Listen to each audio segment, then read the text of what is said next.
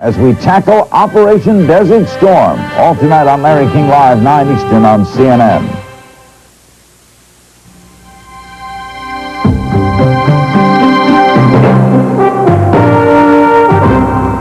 The State Department said today that worldwide terrorism is significantly higher this year in spite of major security measures taken because of the Iraqi threats. According to the report, there have been 100 terrorist acts since the outbreak of hostilities last month. 50 people were hurt in terrorist attacks. 5 people have been killed. Only one incident was directly traced to the Iraqi government. British Prime Minister John Major has personally thanked Chancellor Helmut Kohl for Germany's generous contribution to Britain's war effort. The two met today in Bonn and are believed to have discussed strategies for after the war.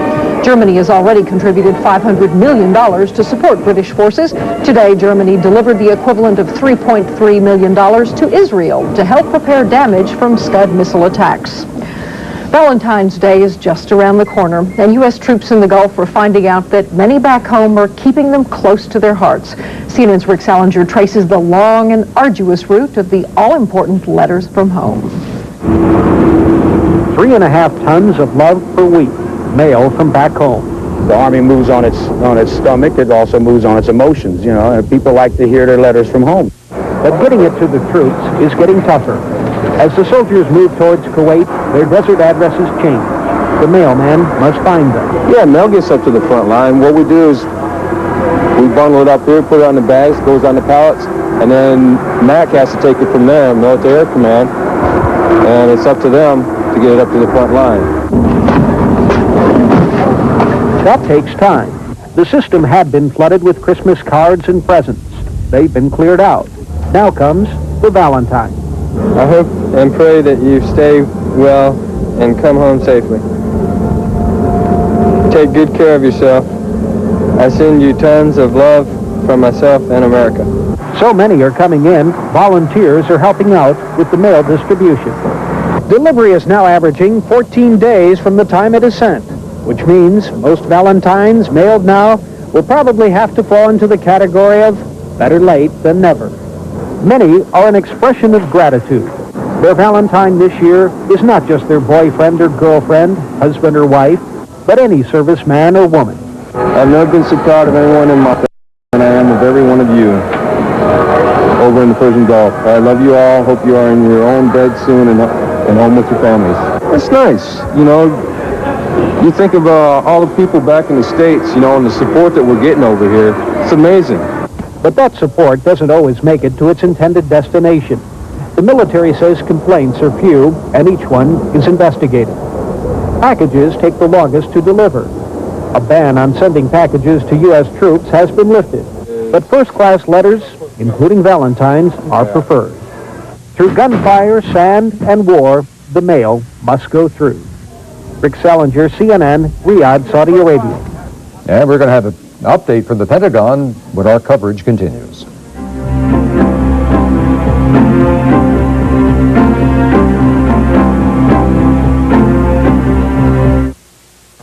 I'm trying to call overseas with this other long-distance company. I think I remember the number, but I guess not. I call the operator, but she says she can't give me an international number. I say AT&T always could. She says, you're not dealing with AT&T. If you miss dealing with AT&T, it's easier than ever to come back. Just call 1-800-972-0404 right now and we'll switch you back for free. They kept saying how much money I'd save, so I kept waiting for that first low bill. Then I get it. I'm not kidding. I thought it was a typo. I mean, where were the big savings? People who thought they could do better than AT&T are coming back for the real value, like the Reach Out America plan where you can save 24 hours a day. Come back now for free. Call 1-800-972-0404. Takes longer to get through. They aren't saving me what they said, so why am I doing this? But I thought, you know what? It's going to be a real pain to switch back. Coming back to AT&T is easy. All you have to do is call us. We'll have you back with dependable AT&T long-distance service in no time. And if you call right now, we'll even switch you for free. The last straw? When it took so long to reach a real person. I had, some problems, some questions about my bill, but I kept having to wait. I mean, who has time for this? You can count on AT&T to be there whenever you call. Just like you can count on us to make every conversation sound as clear as being right there.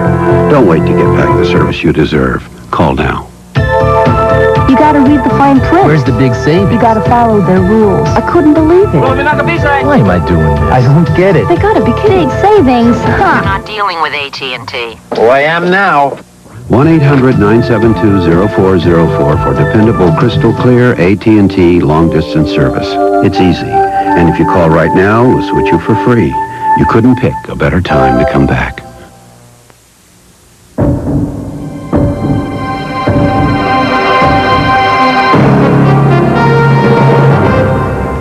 Normally, we would be about 15 minutes into the daily Pentagon briefing, but it has been delayed today. They're still planning to hold it. In the meantime, let's bring in our military affairs correspondent, Wolf Blitzer. Any reasons given for the delay, Wolf? Well, we're told here at the Pentagon, Ralph, that the briefing is being delayed because the president is still meeting with Defense Secretary Cheney and General Colin Powell of the Joint Chiefs of Staff. Presumably, the briefers who will be coming here to the Pentagon, including Pete Williams, the Pentagon spokesman, want to know what, if anything, the president or Cheney or Powell may have said before they come in here and brief us. But while we're waiting, why don't we bring in retired U.S. Air Force Major General Perry Smith in Atlanta. Maybe we can discuss some of the latest developments. What's been going on today? General Smith, are you there? Yes, indeed, Wolf. Go ahead, please. One question. We keep hearing all day today that there are plenty of both strategic targets as well as tactical targets in the Kuwaiti theater of operations for the Allied Air Forces to go after. Is it your sense that the point of diminishing returns is about to approach? How much more time is there for the Allied air campaign to continue? No, I think not. I think we're going to see at least another week or so of bombing. There are a lot of tanks, a lot of artillery positions and bridges and lines of communications that still need to be hit. So I think, as they call it, a target-rich environment, I think we are not to the point of diminishing returns yet. What are the major strategic targets that they are revisiting? We keep hearing this word that the Allies are revisiting strategic targets in Iraq, as opposed to the tactical targets on the Iraqi battlefield in Kuwait. Well, again, I'm guessing, but I would think that command and control communications, apparently there is still some decent communications within the Iraqi military, so they'd be going back after those, after listening carefully to those communications, probably going after those bridges that are being repaired or the pontoon bridges that are being used, those kinds of strategic targets. But I think more and more the shift is to the tactical arena, to the tactical scene, because that's where the focus of the next campaign will be. We heard the British military spokesman, Group Captain Niall Irving, earlier today suggest that the British, the Royal Air Force, is now targeting more of the Iraqi hardened aircraft shelters. On Friday, we reported that about 200 of those hardened aircraft shelters are believed to have been destroyed. How many do you believe the Iraqis have? How many more of these aircraft shelters do you think they have? Well, when the war started, it was clear that they had more shelters than they had airplanes, and they had about 700 airplanes. So we may be talking upwards to 1,000 shelters. They've knocked out 200 or so, and it appears now they're going to go after some more of them. Hopefully they know a little bit about what's inside those shelters as they go after them. Is it your sense, General Smith, that one bomb can knock out a shelter, or that more than one bomb is needed per shelter? A bomb that hits precisely on target with those improved 2,000-pound bombs will, in fact, destroy a shelter. Anyone that misses even a close miss will not do the job, and they'll have to go back. If I was to guess, I would say on average probably need to use 2 bombs per target to be absolutely sure they knock it out.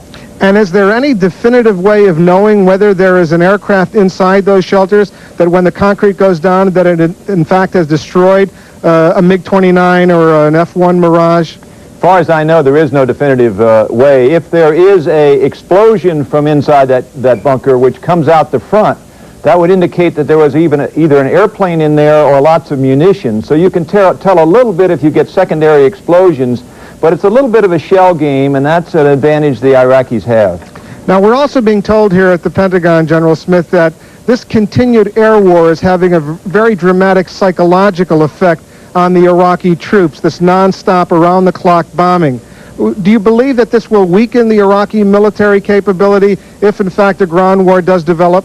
I think so. For the first time in the history of warfare, Troops are being bombarded day and night constantly without let-up, so the opportunity for them to have sleep or rest is very much diminished. And so although the campaign has been only going on for 3.5 weeks or so, and the tactical campaign somewhat less time than that, I think it's clear the morale is very low and will get lower. General Smith, thank you very much for joining us. And now back to Ralph Wenge in Atlanta. Well, thank you, and a reminder once again that when the Pentagon briefing begins, we shall bring you live coverage. And in just a moment, we're going to bring you interviews with 2 members of a U.S. Air Force A-10 squadron. Stay with us.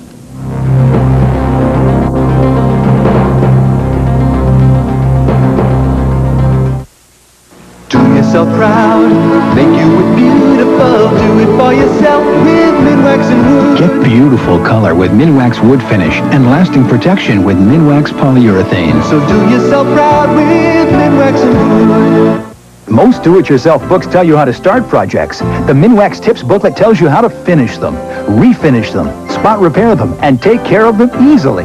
Call 1-800-44-STAIN now for your free 30-page tips booklet. When sports cream, when arms